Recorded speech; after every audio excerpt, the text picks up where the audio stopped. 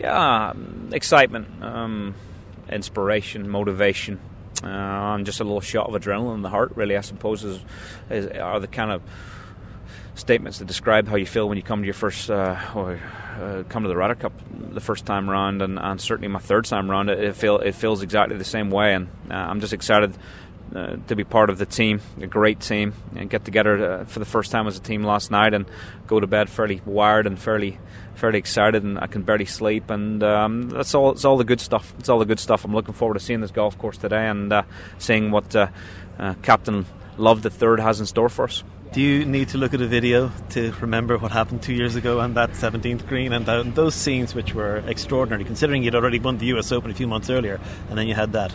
Yeah, I mean, I've seen the replay many times, and my memories kind of blur. I'm not sure what's replays and what are memories anymore. I guess my only memories really are walking to the 17th tee box, feeling more adrenaline in my body than I ever had in my whole life, and more emotional, and having to steady myself to hit a tee shot on 17, really. And I mean, looking forward to feeling that way again this week. I mean, I don't think I'll feel quite that intense. I mean, that was an out of body experience, really. But it's I'm hoping it's not going to be that close this week. I'm hoping the Europeans can get the job done. I think we've got a great team. So do they. I do think it's going to be close, though. I think it's going to boil down to a few putts here and there, and hopefully we can make them.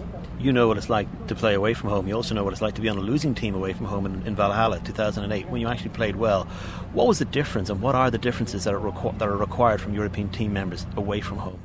You just got to expect certain reactions from the crowd.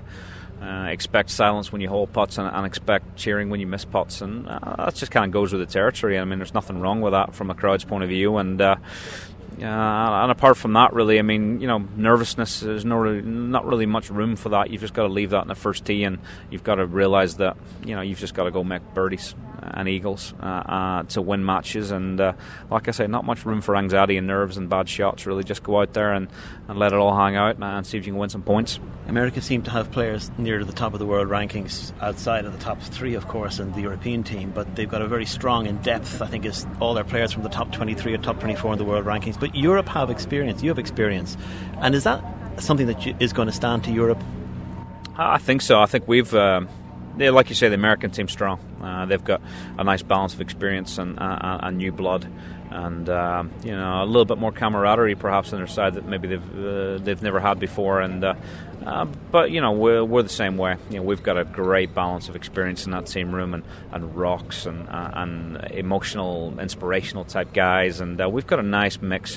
One rookie who's an incredibly talented rookie, in Nicholas Colserts, and just a lot of really solid players after that, and we've got the best player in the world right now and the hottest player on the planet in Rory McIlroy. Well, finally, you and Rory looks a likely starting partnership on Friday, along with a few other very predictable European pairings. That's one of the strengths of the European team, that you have this 4 solid pairings, it looks like, to go out on Friday. Yeah, I agree. I mean, we've got tried and tested pairings.